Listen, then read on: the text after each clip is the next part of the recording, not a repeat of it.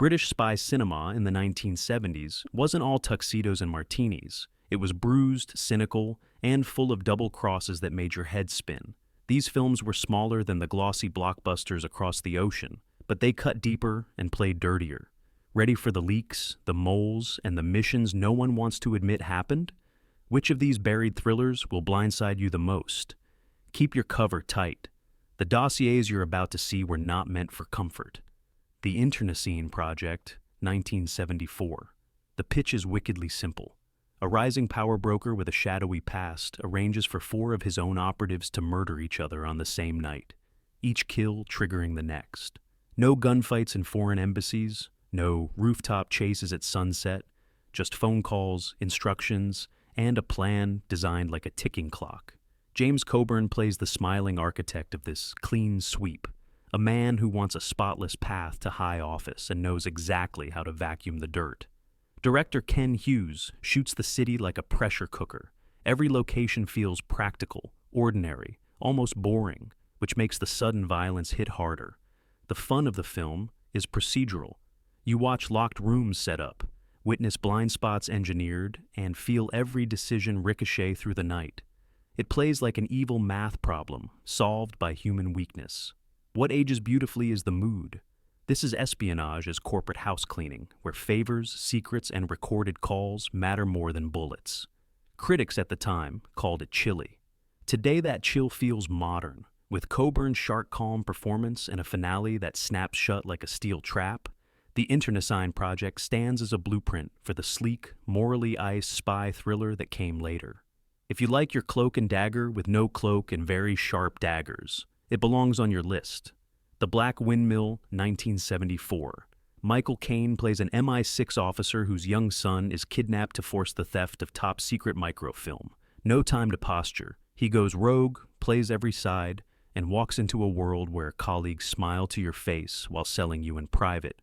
Don Siegel directs with blunt efficiency. London looks gray and dangerous. Meetings in offices feel like traps. Even a quiet train compartment hums with threat. The film's best trick is its restraint. It refuses the obvious heroics. You wait for a cavalry moment that never comes. Instead, you get trades, bluffs, and a father who knows the only way to beat professionals is to be meaner and faster than they are. The third act reveal at the Twin Windmills lands with grim logic, the kind of twist that rewires everything you thought you understood about loyalty. Critics were cool on release, and the movie underperformed, yet that coolness is exactly the point. It is dry whiskey, not soda. Caine keeps it low flame, Siegel keeps it lean, and the ending walks out with a shrug that says, the job is done, not fixed.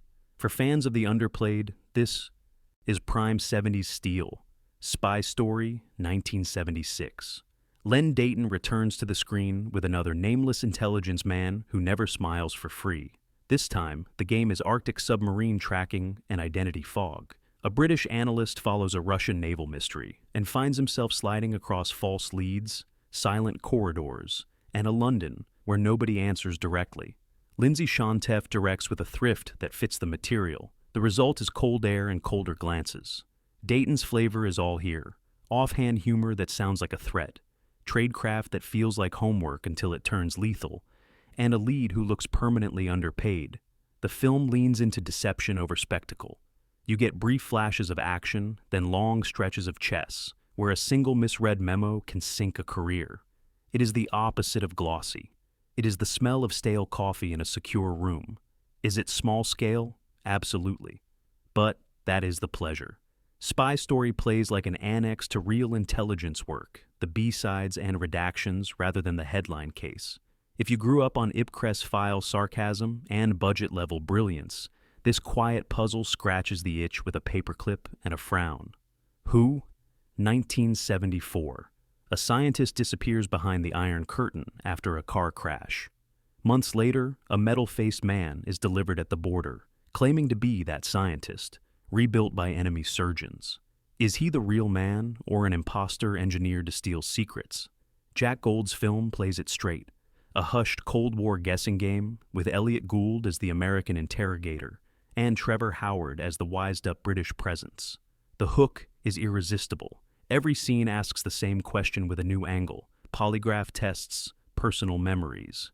Tiny ticks only a real friend would know. Meanwhile, the steel mask turns the supposed survivor into a walking mystery. You cannot read his face, so you read everyone else's. The suspense comes from conversations that feel like duels. This is science fiction wrapped around espionage, but the mood is all tradecraft. Little rooms, recorded explanations, doubt weaponized. The ending refuses to give you a superhero pivot. It leaves you right where the spy world lives, choosing between the least wrong answer. For audiences used to fast cars and halo lighting, who feels weird? For fans of Cold War mind games, it is a clean, unnerving gem. The Riddle of the Sands, 1979. Two very British yachtsmen sail the Frisian coast in 1901 and stumble onto a German plan that looks suspiciously like an invasion rehearsal. No gadgets, no exotic safe houses, just shoals, sandbanks, and maps that must be read by feel. Tony Malum adapts Erskine Childers with love for detail, turning a sailing adventure into a proto-spy procedural. The pleasure is tactile. Canvas slaps, wind changes, tides trap. Our amateurs become intelligence eyes because nobody in London is watching that horizon. The film trusts us to enjoy the slow build, the alone-at-sea dread, and the dawning horror that a weekend hobby just found a war.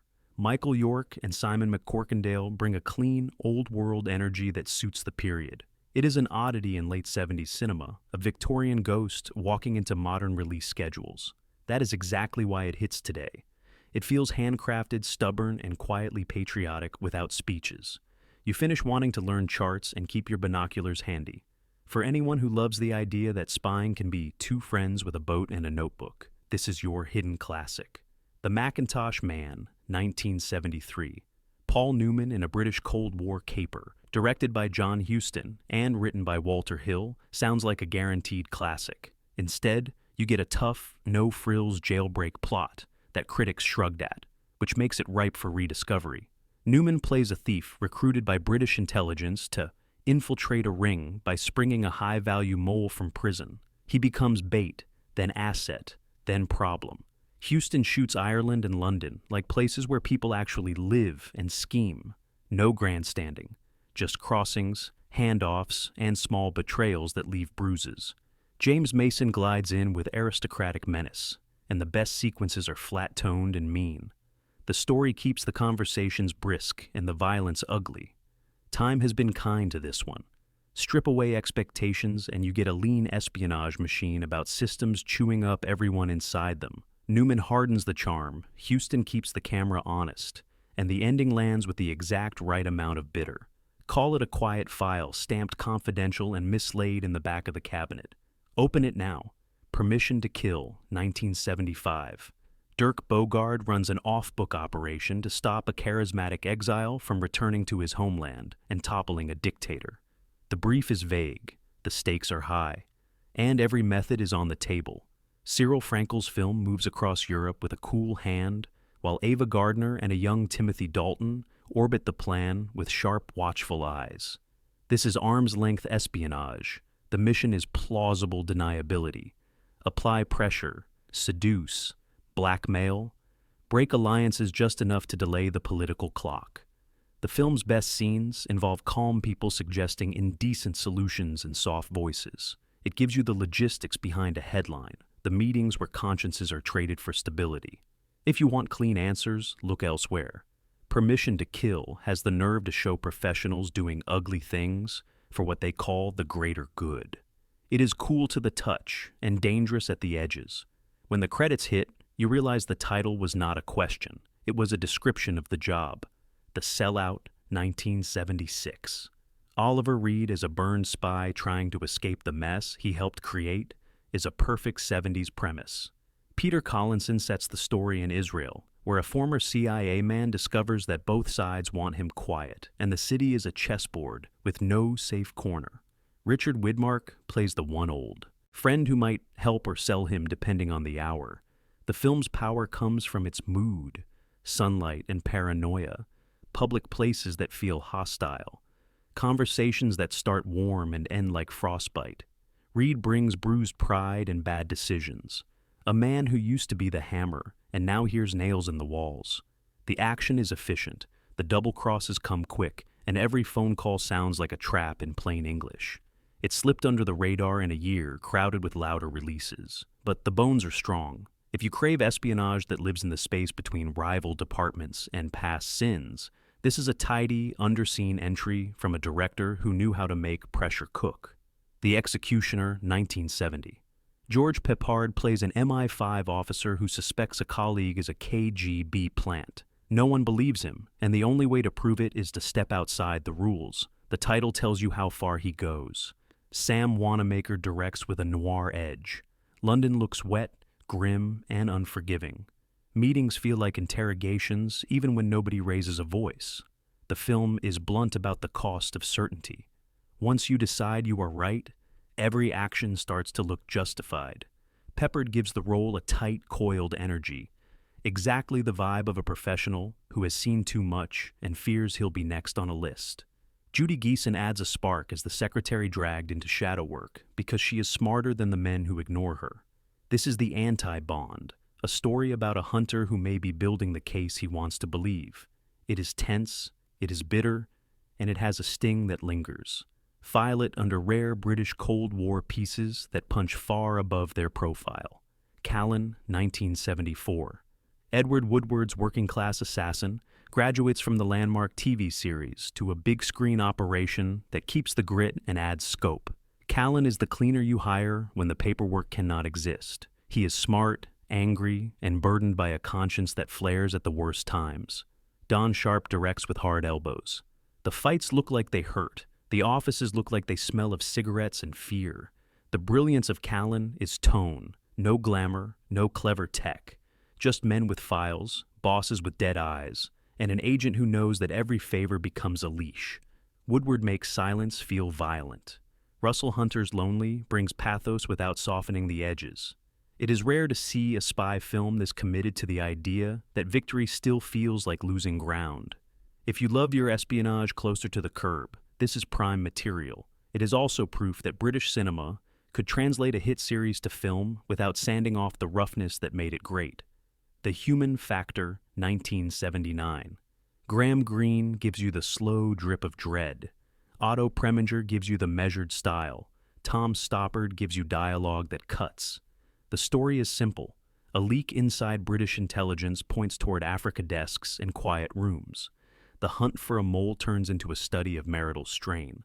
Divided loyalties and choices that will not unchoose. Do not expect car chases. Expect ethics. The film watches reasonable men make irreversible decisions and asks what patriotism means when love and duty collide.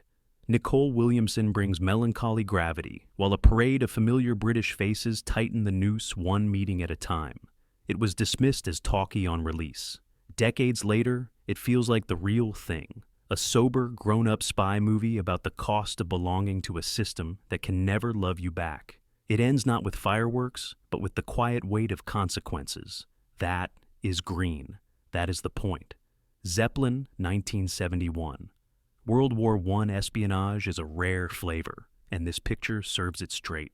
Michael York plays a British agent who infiltrates the German airship program and learns of a plan involving a very old document and a very loud balloon.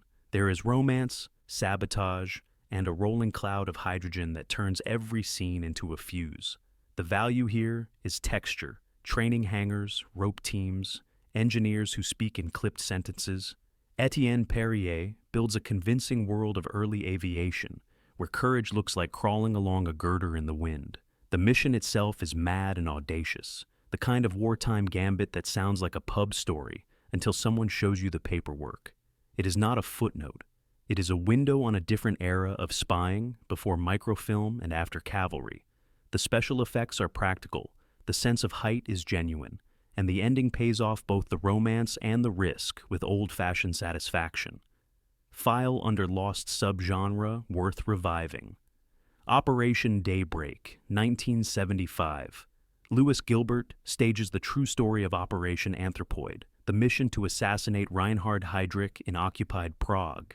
It is an espionage film welded to resistance drama, made with respect for method and an understanding that heroism can look like waiting in a safe house for a signal that may never come. Anthony Andrews, Timothy Bottoms, and Martin Shaw play men who know the odds and go anyway. The planning sequences have a nervous calm. The execution is brutal and fast. The aftermath is a long nightmare of reprisals, which the film refuses to glamorize. Daybreak does not score easy points. It watches brave people make a choice and live with the price. As a spy film, it shows the nuts and bolts, false papers, couriers, rendezvous that feel like ambushes even when they are not. As a war film, it shows civilians walking past soldiers and not knowing which neighbor is an informant. Somber, exact, and quietly furious, it deserves a place next to the bigger titles. Fear is the Key, 1972. Alistair MacLean gives you a revenge engine that turns into an espionage caper and finally a deep-sea heist. Barry Newman storms through as a man staging crimes to bait the people who murdered his family during a mysterious incident in the air. What begins like a fugitive thriller flips several times until you realize you have been watching a precision setup. Michael Tuckner directs with pace. There is a ferocious car chase that slams across coastal roads, then a quiet middle stretch where alliances form, then a final act that goes underwater for answers. The pleasure is in how cleanly the script reveals purpose. Every loud scene supports a later quiet reveal. Some say it is not a pure spy piece. Fair point. Yet the bones are espionage, false identities, covert investors, and a plot driven by a cover-up that stretches across borders. It is also a time capsule of tough British craft, from Roy Budd's score to a blink-and-you-miss-him early appearance by Ben Kingsley. Caravan to Vakarez, 1974. Another MacLean, this time in the south of France. A lone American drifter collides with Charlotte Rampling's sharp photographer, and a string of suspicious accidents surrounding a seasonal caravan of Roma across Provence. Spies circle, hired killers appear, and a secret courier route hides in plain sight. Jeffrey Reeves shoots the French countryside as both postcard and hunting ground. What makes it fun is how the set pieces keep mutating. A roadside scuffle flips into surveillance. A castle tour slides into an ambush. The finale goes full stunt show, bold and slightly absurd in that 70s way that makes you grin. Critics hammered it back then, but buried underneath the rough edges is a clean espionage spine about smugglers, couriers, and political hands using locals as cover. It is the definition of a forgotten shelf item. Not a masterpiece, but a spirited relic of a cycle that mixed tourist scenery with cold business. If you are mapping the era, it fills in a coastal square you did not know was empty. There it is. 15 British spy thrillers from a decade that liked its intrigue messy and its victories bitter. From steel-faced mysteries to airships full of danger, from mole hunts to operations that never make the news, these films prove the genre did not sleep between the big hits. Which one surprised you most? Which deserves a restoration and a packed midnight screening? Tell me below, share this with a friend who loves covert tales, and keep your eyes open. The next leak is always closer than you think.